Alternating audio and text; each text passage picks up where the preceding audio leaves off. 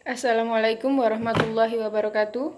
Perkenalkan, nama saya Rizka Dwi Astuti dari kelas 1B NIM 2019 01090 Prodi S1 Keperawatan, mahasiswa Stikes Bina Sehat PPNI Kabupaten Mojokerto. Di sini saya akan melakukan penyuluhan tentang demam berdarah. Apa itu demam berdarah? Demam berdarah dengue atau bisa disingkat DBD adalah penyakit menular akibat virus Aedes aegypti. Penyakit ini disebabkan oleh salah satu dari 4 virus dengue.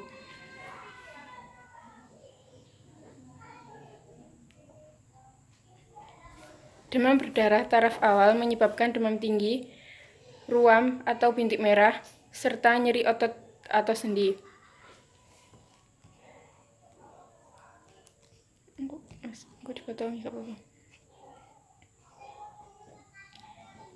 Tanda-tanda dan gejala demam berdarah.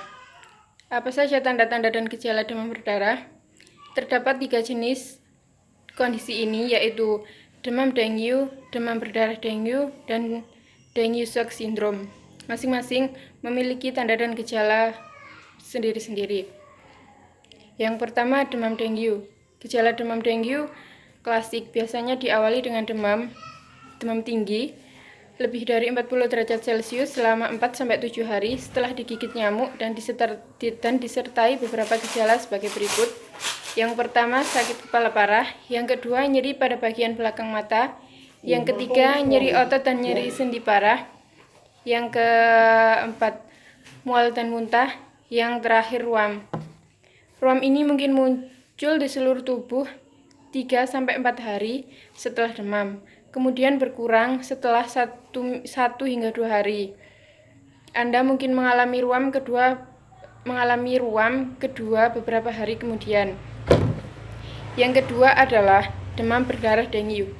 Gejala dari demam berdarah dengue meliputi semua gejala dari demam dengue yang ditambah, yaitu yang pertama, muntah terus-menerus, sakit perut, sulit bernafas setelah demam awal mereda, kerusakan pada pembuluh darah dan getah bening, peredaran darah dari hidung atau di bawah kulit menyebabkan memar berwarna keunguan.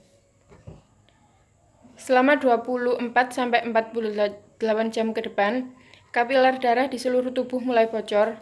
Komponen darah yang bocor dapat mengalir dan membanjiri rongga perut atau periosteum dan rongga paru-paru. Perdarahan juga dapat beresiko menimbulkan kerusakan pada kelenjar getah bening dan pembesaran hati. Jenis penyakit dengue ini dapat menyebabkan kematian. Yang terakhir adalah dengue shock syndrome. Gejala dari dengue shock syndrome adalah yang paling parah. Gejala demam shock meliputi semua gejala dengue dan DBD, ditambah kebocoran di luar pembuluh darah, perdarahan parah, shock, atau tekanan darah sangat rendah. Demam berdarah biasanya bisa terjadi pada anak-anak atau orang dewasa yang mengalami infeksi dengue kedua kalinya. Jenis penyakit ini seringkali berakibat fatal, terutama pada anak-anak dan dewasa muda. Kemungkinan ada tanda-tanda gejala yang tidak disebutkan di atas. Bila Anda memiliki kekhawatiran akan sebuah gejala tertentu, konsultasikanlah dengan dokter segera. Fase atau tahapan penyakit. Setelah nyamuk menggigit, virus yang dibawanya kemudian akan masuk dan mengalir ke dalam darah Anda.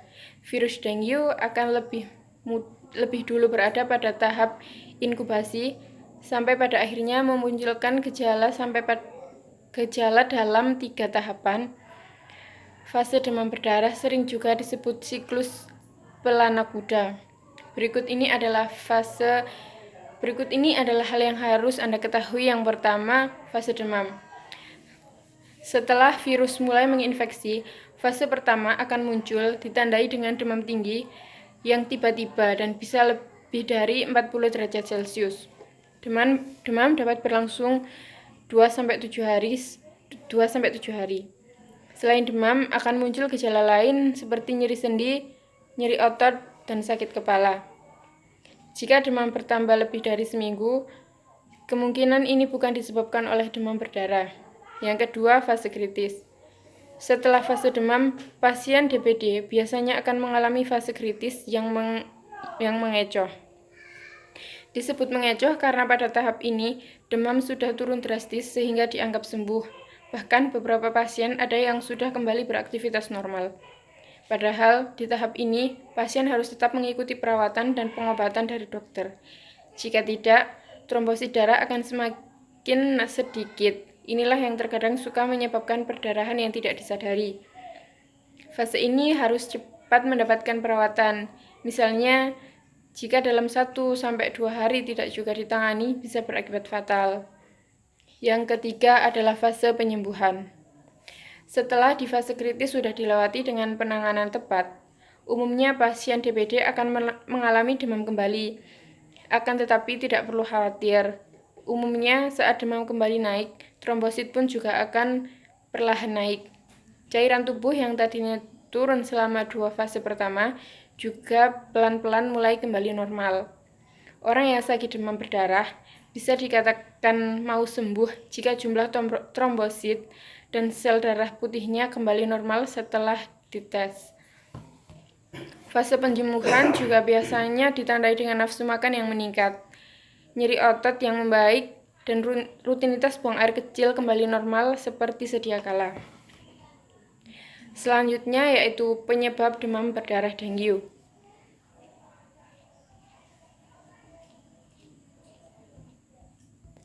Penyebab apa kira?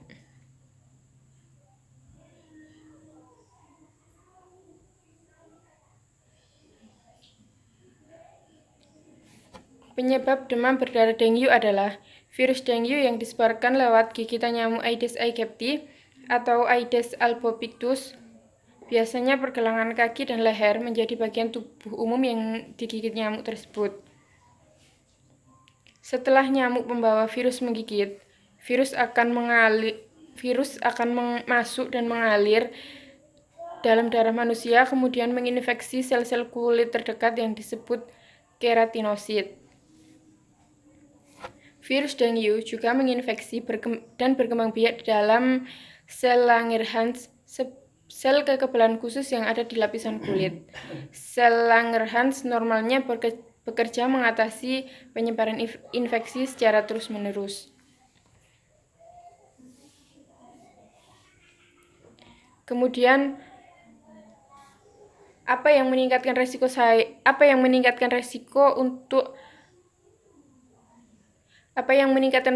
kita untuk demam berdarah dengue? Yang pertama yaitu tinggal atau berpergian ke daerah dengan iklim tropis.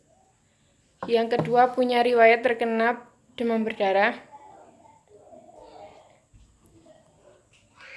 Yang terakhir adalah bagaimana cara mengobati demam berdarah dengue. Yang pertama, obat penurun demam. Yang kedua, istirahat yang banyak di tempat tidur. Yang ketiga, minum banyak cairan. Selanjutnya adalah apa saja perubahan gaya hidup dan pengobatan di rumah untuk mengatasi DBD.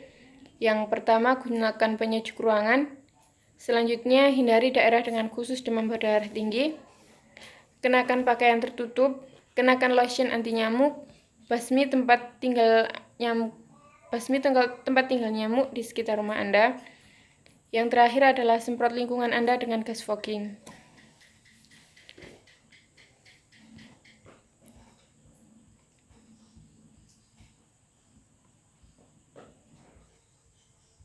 Sekian yang dapat saya sampaikan. Terima kasih. Wassalamualaikum warahmatullahi wabarakatuh.